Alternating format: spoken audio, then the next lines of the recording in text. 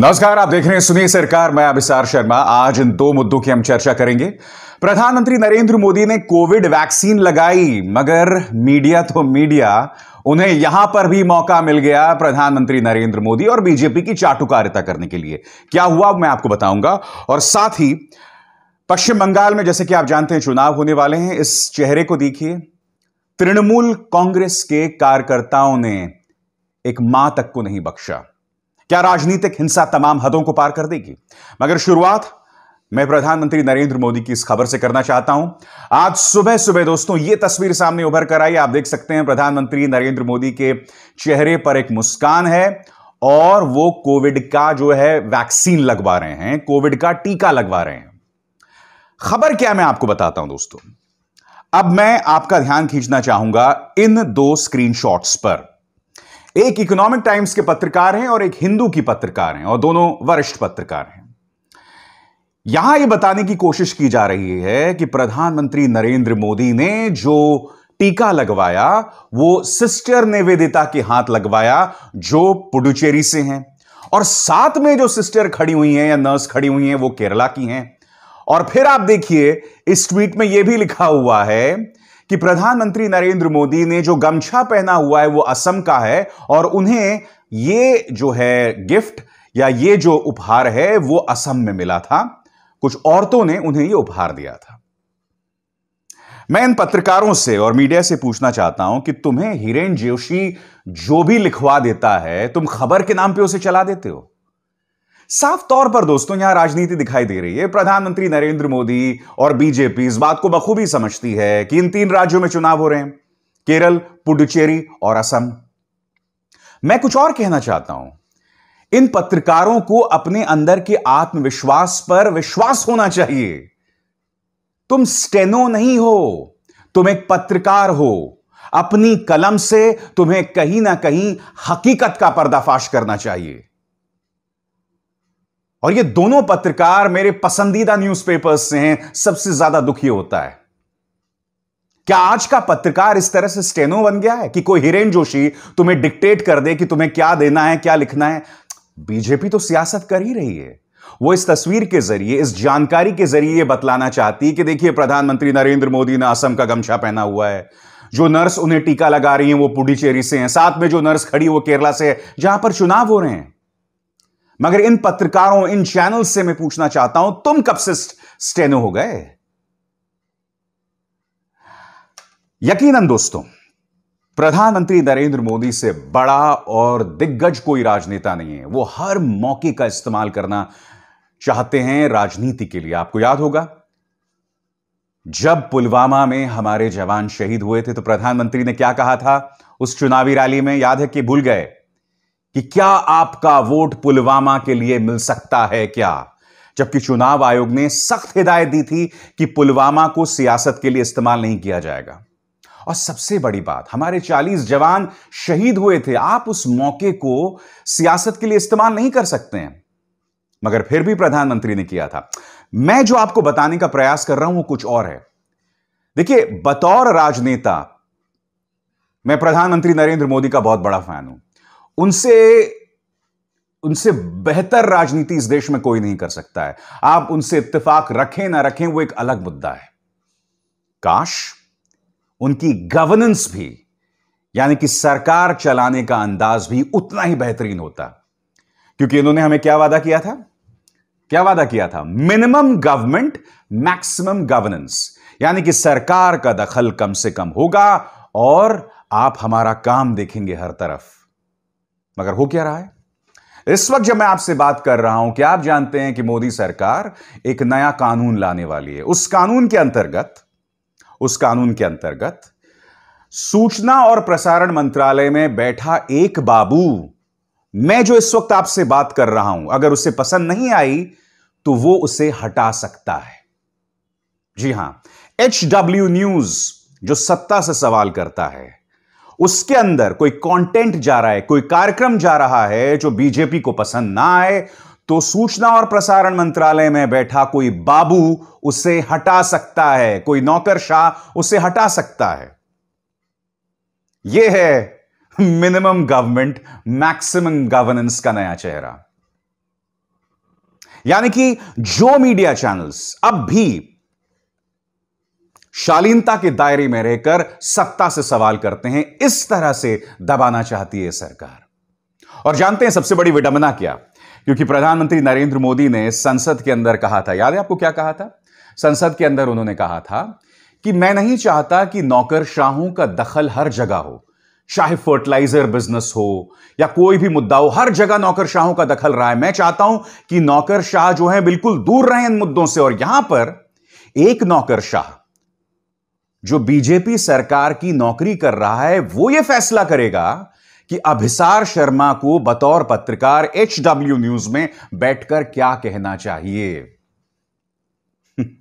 यह हकीकत है दोस्तों। इन्हें चाहिए वो मीडिया जो यह बताए कि प्रधानमंत्री नरेंद्र मोदी ने असम का गमछा पहना हुआ है। इन्हें चाहिए वो मीडिया जो एक छोटी सी एक तस्वीर जो है जिसमें प्रधानमंत्री कोविड की वैक्सीन लगवा रहे हैं, उसके जरिए भी राजनीति को कैसे साधा जाए, उन्हें चाहिए ऐसी मीडिया। और मैं आपको बतला दूं, मीडिया को यह करने की जरूरत नहीं थी, क्योंकि इस तस्वीर को फिर से देखिए। प्रधानमंत्री जो कोविड का टीका लगा रहे हैं, इसमें कई खूबसूरत संदेश हैं।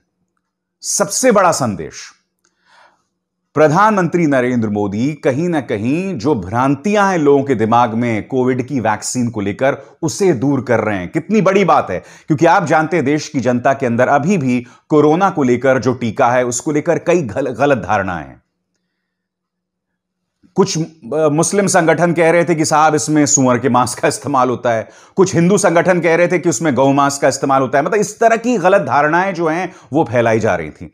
प्रधानमंत्री ऐसी धारणाओं को तोड़ रहे हैं, नंबर एक। नंबर दो, प्रधानमंत्री खुद 70 साल के हैं और आप जानते हैं कोरोना वैक्सीन के इस चरण में 45 साल से ऊपर जो लोग हैं जिन्हें कुछ बीमारियां हैं, वो कोरोना की वैक्सीन ले सकते हैं, और जो हमारे बुजुर्ग हैं वो कोरोना की वैक्सीन ले सकते हैं। प्रधानमंत्री ये दो संदेश अपने इस तस्वीर के जरिए दे रहे हैं।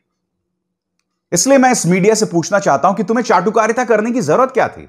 तुम इन मुद्दों पर फोकस करते ना, जो मैं इस वक्त HW न्यूज के जरिए कर रहा हूं, मगर तुम आदत से मजबूर हो। इतनी बड़ी बड़ी संस्थाओं से तुम जुड़े हुए हो, मगर तुम्हें चाटुकारिता करनी, कितनी शर्म की बात है। और शर्म की एक और तस्वीर मैं आपको बतलाने वाला हूं, सुनिए सरकार में। इस तस्वीर को देखिए दोस्तों। एक बुजुर्ग महिला, उसको इतनी बेरहमी से पीटा गया है कि उसका चेहरा सूज गया है। यह है गोपाल मजुमदार की मां। गोपाल मजुमदार कौन? बीजेपी का एक कार्यकर्ता। 24 परगना में इनका घर है। इनका यह आरोप है कि तृणमूल कांग्रेस के कार्यकर्ता घुसे और उन्होंने उसकी मां की पिटाई कर दी। आज मैं आपसे कुछ सवाल पूछना चाहता हूं।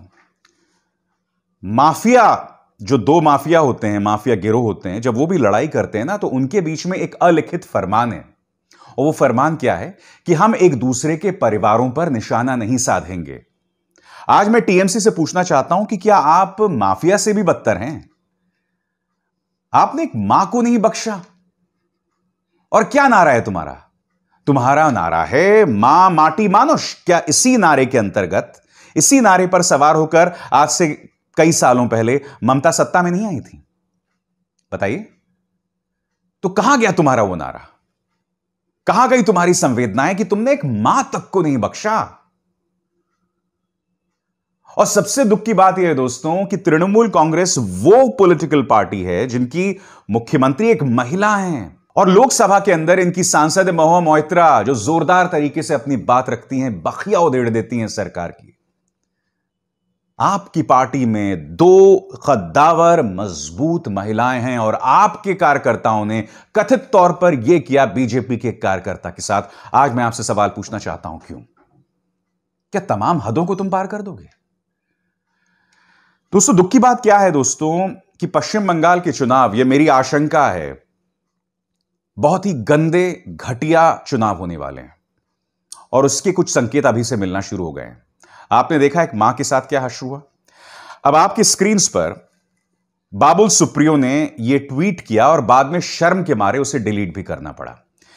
इस ट्वीट में आप देख सकते हैं कि ममता बनर्जी को यह कहते हुए बताया गया है कि मैं पश्चिम बंगाल की बेटी हूं, और नीचे गृह मंत्री अमित शाह का इस्तेमाल किया गया है कि बेटियां तो पराया धन होती हैं, अब तुम्हारी विदाई की बारी आ गई।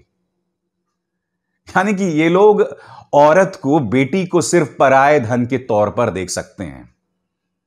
और अगर बाबुल सुप्रियो को लगता है कि उन्होंने कोई बहुत बड़ी और बहुत अच्छी बात कही होती तो उसे डिलीट नहीं करना चाहिए था ना, उस पर आपको लगे रहना चाहिए था।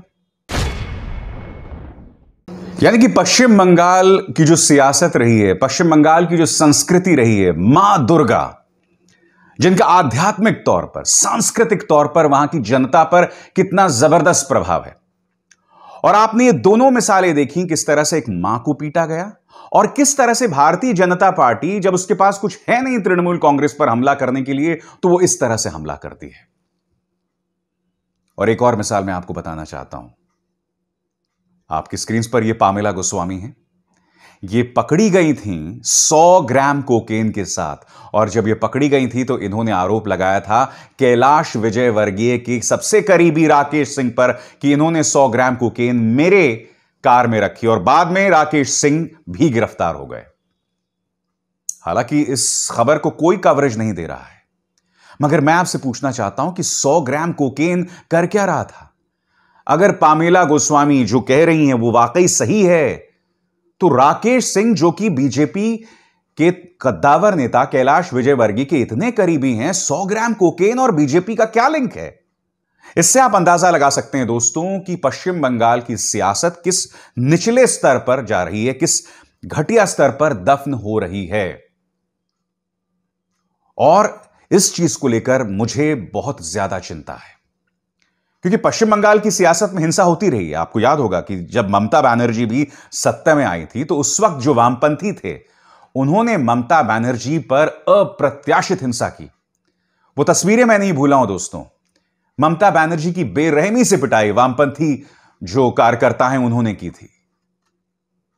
ममता बनर्जी इस हिंसा का सामना कर चुकी हैं। क्या वो भूल गई कि आज से 10-15 साल पहले आपने जिस हिंसा का सामना किया था, अब आपके कार्यकर्ता उसी हिंसा का इस्तेमाल करते हैं अपने राजनीतिक विरोधियों के सामने? क्या यह सवाल आपको खुद से नहीं पूछना चाहिए? क्या आप तमाम लक्ष्मण रेखाओं को इसी तरह से पार करते रहेंगे? आने वाले दिन दोस्तों बहुत ही चिंतित करने वाले हैं, क्योंकि साम दाम दंड भेद का इस्तेमाल किया जाएगा दोनों पक्षों द्वारा। खबर यह भी आ रही है दोस्तों कि पश्चिम बंगाल में भारतीय जनता पार्टी के तमाम कार्यकर्ता पहुंच रहे हैं देश भर से। उसी तरह से तृणमूल कांग्रेस ने भी अपनी तरफ से जोरदार तैयारियां की हैं, उसके तमाम कार्यकर्ता भी मैदान में। जब ये दोनों मैदान में होंगे तो आप अंदाजा लगा सकते हैं कि हालात कितने बदतर होने वाले हैं। मैं उम्मीद करता हूं ऐसा नहीं होगा, क्योंकि देखिए, जो आदमी वोट देने जाता है ना, वो आपके और हमारी तरह आम इंसान है। वो कोई राजनीतिक कार्यकर्ता नहीं है, उसके पास हथियार नहीं होते। वो वोट देने जा रहा है, उसकी जान दांव पर है। या फिर जब ये लोग राजनीतिक रैलियां करते हैं तो आम इंसान वहां पर मौजूद होता है। जब आप राजनीतिक हिंसा करेंगे तो इसका खामियाजा आम इंसान भुगतेगा।